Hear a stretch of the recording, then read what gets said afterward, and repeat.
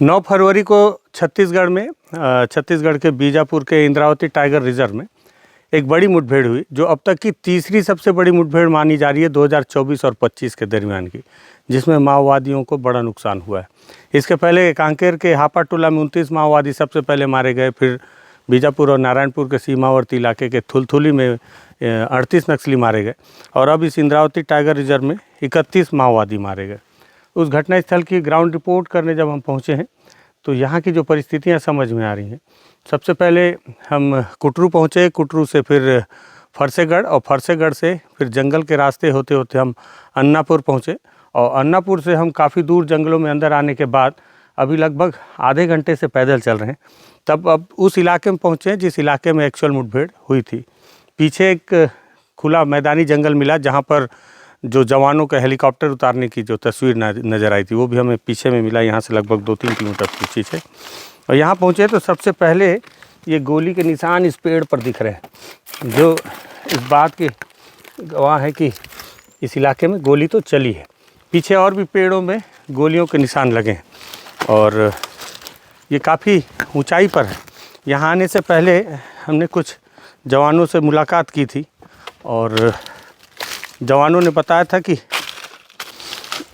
यहाँ इस इलाके में माओवादियों की उपस्थिति की सूचना पर चारों तरफ से जब ऑपरेशन लॉन्च किया गया और फोर्स यहाँ पर पहुँची तो पहुँचने के बाद माओवादी इसी पहाड़ में चढ़ने लगे और इस दरमियान जवानों ने उन्हें चारों तरफ से घेरा और घेर कर यहीं पर मुठभेड़ हुई। तब एक जवान बता रहे थे कि चूँकि आप देखें यहाँ से नीचे का इलाका है जिधर से जवानों ने माओवादियों को घेरा होगा और घेरने के बाद ऊपर से फायरिंग की गई ताबड़तोड़ जवानों के ऊपर और यही वजह है कि इसमें 2 जवान घायल हुए और 2 जवान शहीद हो गए। जवानों की संख्या ज़्यादा थी माओवादियों के मुकाबले, जिससे जो भी 2-3 घंटे तक मुठभेड़ चली और उसके बाद जवानों ने 31 माओवादियों को मार गिराया। चारों तरफ से इस इलाके को घेर रखा गया था, कॉर्डन किया गया था। उसके बावजूद कुछ जवान बता रहे थे कि माओवादियों की संख्या इससे ज़्यादा थी, लेकिन बहुत सारे माओवादी जवानों के ऊपर हमला करते हुए रास्ता बनाया उन्होंने और उनके बहुत से साथी को लेकर भाग निकलने में कामयाब हुए। हालांकि 31 मारे गए माओवादियों में अब तक 5 लोगों की शिनाख्ती हुई है और शेष माओवादियों की शिनाख्ती होना बाकी है और माओवादियों की तरफ से अभी कोई प्रेस नोट आया नहीं जिसमें कि वो इस बात की जानकारी दें कि मारे गए लोग में उनके साथियों के नाम क्या थे और क्या क्या डर थे। 9 फरवरी को माओवादियों के ऊपर जो अब तक का तीसरा सबसे बड़ा हमला जवानों ने किया, जिसमें 31 माओवादियों को मारने का दावा पुलिस के जवानों ने किया है, जिसमें अब तक 5 लोगों की शिनाख्ती हो चुकी है। उसकी ग्राउंड रिपोर्ट में पहुंचे हैं और ग्राउंड रिपोर्ट में समझने की कोशिश कर रहे हैं कि आखिर मुठभेड़ हुई कैसे होगी, कैसे 31 माओवादी मारे गए होंगे, कैसे जवानों के घेरे में फंस गए होंगे और ऐसा कैसे हुआ होगा कि वो अपने आप को बचा नहीं पाए और साथ ही साथ इस घटना में 2 जवान शहीद भी हो गए और 2 जवान घायल भी हुए। तो अब तक जो मुझे समझ में आया, काफ़ी देर से इस पहाड़ी पे घूम रहा हूँ, ये वो लास्ट पॉइंट है जिस पॉइंट पर पूरा ये मुठभेड़ हुआ और इस पूरे मुठभेड़ में कैसे कैसे मुठभेड़ हुआ वो आपको समझाने की कोशिश करता हूँ। देखिए, सबसे पहले दिखाऊँ कि ये पहाड़ी का इलाका है और यहाँ पर जो है इस तरह से ये पहाड़ है और माओवादी जो है इसी तरफ में गांव पड़ेगा और उस तरफ से चारों तरफ से जो फोर्स है वो पहुंची हुई थी। सबसे पहले फोर्स ने इसी तरफ से अटैक करना शुरू किया, क्योंकि उसका जो हमको जो साक्ष्य समझ में आ रहा है वो बता रहा हूँ। ये ऊंचाई पर है और जब उधर से फायरिंग शुरू हुई तो नीचे कुछ पेड़ों पर दोनों तरफ से निशान है, जिससे समझ में आ रहा है कि ऊंचाई से भी फायरिंग किया गया है, क्योंकि पेड़ पर काफ़ी ऊंचाई से गोली की लगने के निशान भी हैं। और ये जो इलाका है पत्थर, ये काफ़ी अनुकूल था माओवादियों को मोर्चा लेने के लिए। और यही वजह है कि यहाँ पर माओवादी जो है जवानों के ऊपर भारी भी पड़े। और जो 2 जवान शहीद हुए वो भी इस इलाके में शहीद हुए और उसके भी साक्ष्य मिले हैं। सबसे पहले तो ये था कि माओवादी यहाँ दौड़ते हुए ऊपर चढ़े। ऊपर चढ़ने के बाद जब यहाँ पर मुठभेड़ हुई तो माओवादियों को यहाँ मोर्चा लेने में आसानी मिली। जब तक वो यहाँ चढ़ते हुए जवानों के साथ मुठभेड़ करते, उस दरमियान बाकी के जो जवान थे उन्होंने भी इस पूरे इलाके को चारों तरफ से गोल घेराबंद किया था, क्योंकि अलग अलग इलाकों से जवान यहाँ पर पहुँचे हुए थे। और ये देखिए यहाँ पर जो साक्ष्य अभी नज़र आ रहे हैं कि यहाँ पर सबसे पहले उस पत्थरों से जो मोर्चा लिया गया, गोलियों के निशान हैं। यहाँ पर जो पेड़ पर देखिए गोलियों के निशान हैं, ये गोलियों के निशान हैं जो ऊपर से नीचे की तरफ दागे गए। और इसी समय में इसी जगह पर जवान को गोली लगी। ये जवान की वर्दी जो कि पूरी तरह से खून से लथपथ है, इसको थोड़ा पास से दिखा दो। ये जवान की वर्दी है जो कि पूरी तरह से आप देख सकते हैं खून से लथपथ है। हो सकता है कि घायल जवान या फिर जो शहीद हुए उन जवान की वर्दी हो और उनके अंडरगारमेंट्स है जो इलाज करने के लिए तत्कालीन जवानों ने फाड़ दिए। यहाँ घटनास्थल पर ये इंजेक्शन, सिरिंज और ये दवाइयाँ जो यूज़ की गई ये भी आप देख सकते हैं।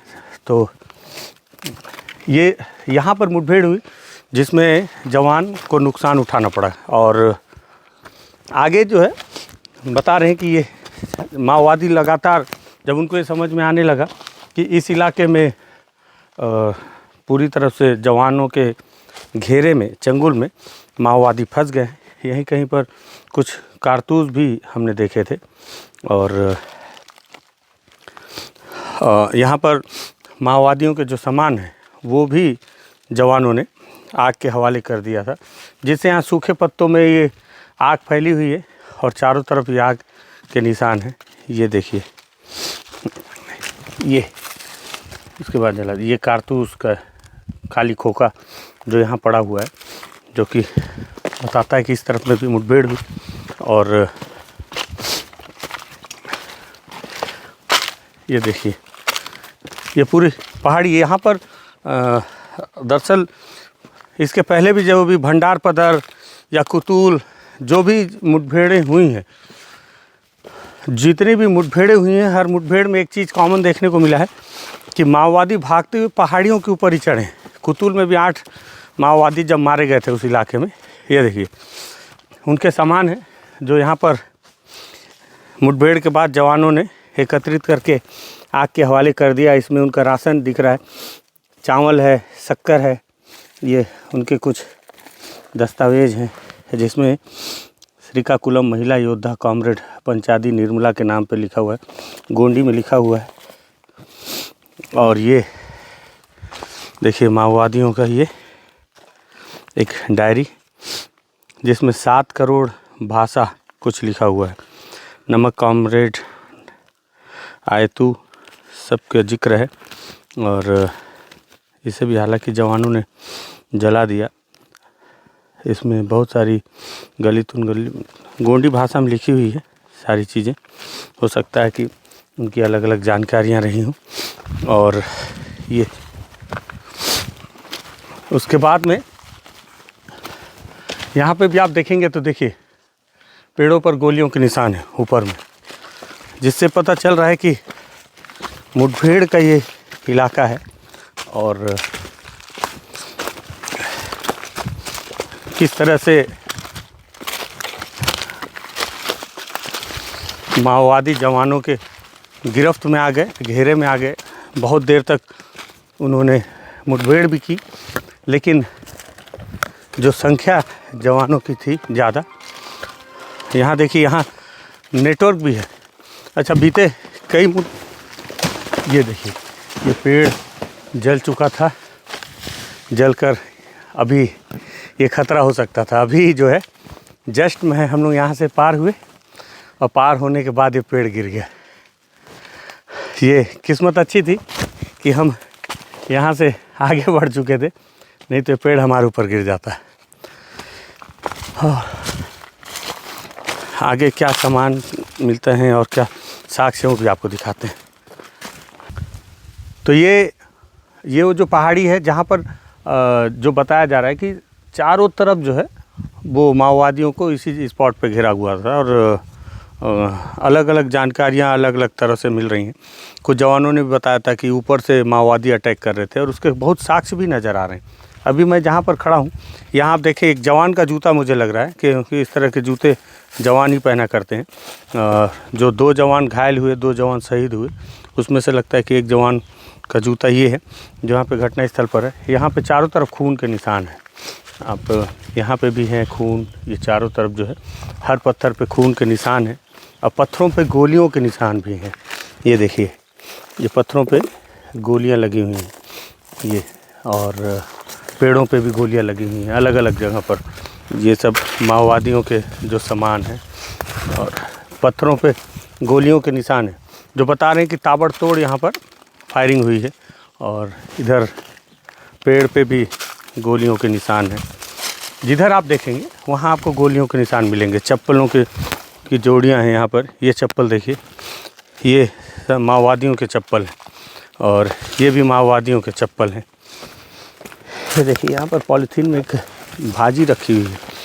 इससे आप ये भी समझिए कि ये भाजी कुछ अलग टाइप की है।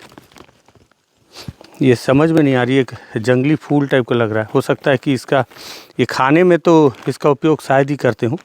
हो सकता है कि कुछ जड़ी बूटी की तरह इसका इस्तेमाल करते हो, संभवतः माओवादियों की जड़ी बूटी।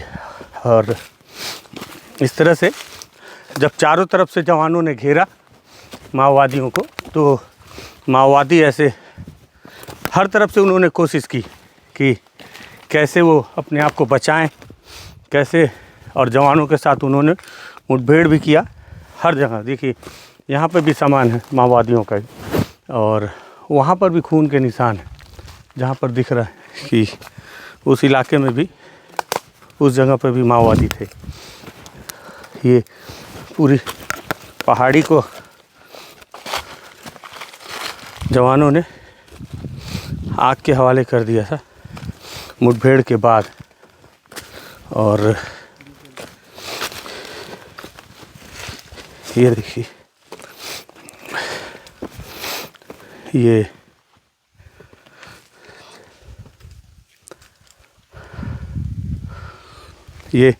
चारों तरफ आपको गोलियों के निशान मिलेंगे। ये देखिए, यहाँ पे भी ये माओवादियों का एक कारतूस है, जिंदा कारतूस है। ये जो लोहे का कारतूस, वो बीजीएल लॉन्चर के तौर पे जो यूज़ करते हैं, उसमें इसी तरह के कारतूस माओवादी यूज़ करते हैं। देखिए अंदर, इसके अंदर बारूद भरा हुआ है और ये उसका ट्रिगर पॉइंट है। इस पर जब पिन पड़ता है तो ये ब्लास्ट होता है। ये यहीं पर छूट गया है माओवादियों का। इस तरह से चारों तरफ और भी सामान है, आपको दिखाता हूँ। और तो मैं बता रहा था कि किस तरह से यहाँ मुठभेड़ हुई होगी। चारों तरफ से घिर गए माओवादी और वहाँ पर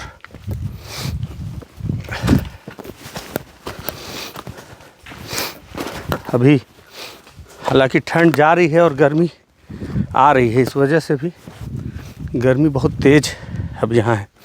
टेम्परेचर बढ़ा हुआ है। अब आप देखिए, चारों तरफ पे पहाड़ी है ना, चारों तरफ, और वहाँ पे जवान घायल हुआ होगा। यहाँ पर ये देखिए, और तत्कालीन तौर पर जवान के इलाज की स्थिति व्यवस्था भी की गई। इसे देखकर लगता है कि जवान को ग्लूकोज भी चढ़ाया गया, दवाई भी दी गई। इस तरह से दवाई का इस्तेमाल भी किया गया। ये मलेरिया का किट है। इसे देखकर लग रहा है कि यहाँ पर इस्तेमाल किया गया था जवानों के उपचार के लिए। और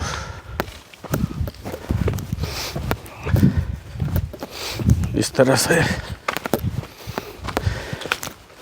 ये देखिए, यहाँ पे थोड़ा सा प्लेन है। मुझे लगता है कि माओवादी जो है यहाँ पर कैंपिंग किए हुए थे और उन्हें इस बात का इल्म नहीं था कि जवान इतनी दूर आ जाएंगे उनको पता नहीं चल पाएगा।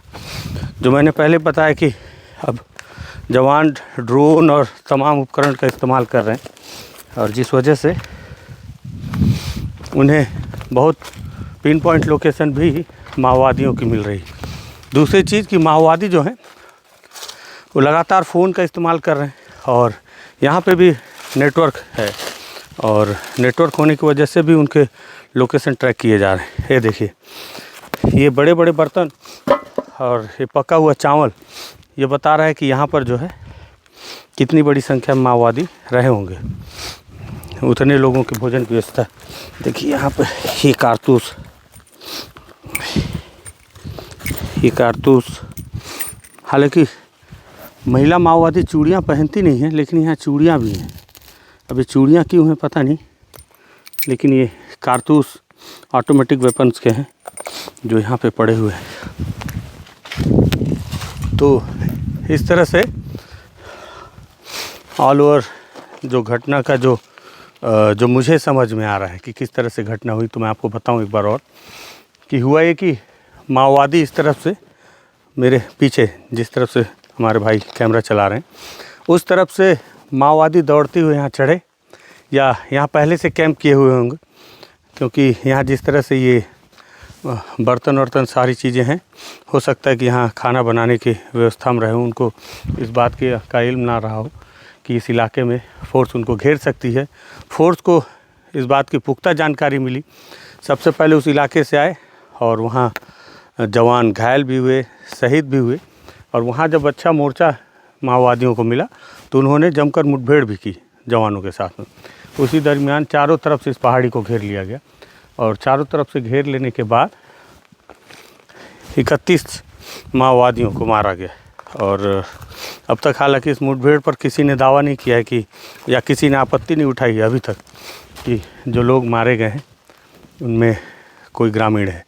बहुत सारे लोगों से मैंने मिला तो उन्होंने बताया कि वो लोग संगठन में थे, जो परिजन उनके डेड बॉडी लेने आए हुए थे, तो उन्होंने भी बताया।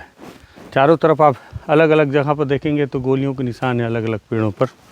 और ये पूरी स्थिति थी जिसमें 31 माओवादी मारे गए, 2 जवान शहीद हुए और 2 जवान घायल हैं। घायल जवानों को बेहतर उपचार के लिए रायपुर पहुंचा दिया गया है और यहाँ से लगभग 1-2 किलोमीटर की दूरी पर हेलीकॉप्टर लाया गया, वो जगह भी आपको दिखाऊंगा।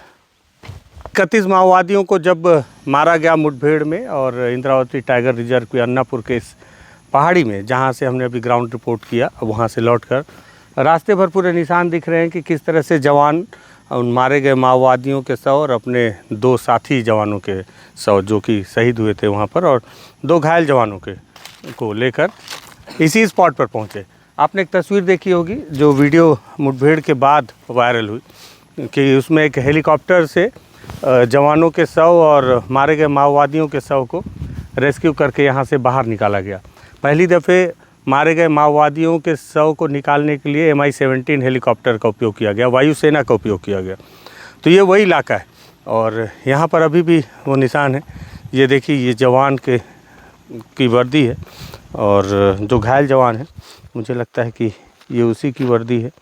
और इस पर अभी भी कुछ सामान ये पिट्ठू बैग का है यहाँ पड़ा हुआ है। ये लकड़ियों के बल्लियाँ जिसमें मारे गए माओवादियों के शव को पॉलीथीन में लपेटकर जवानों के द्वारा इस तरह से लाया जाता है।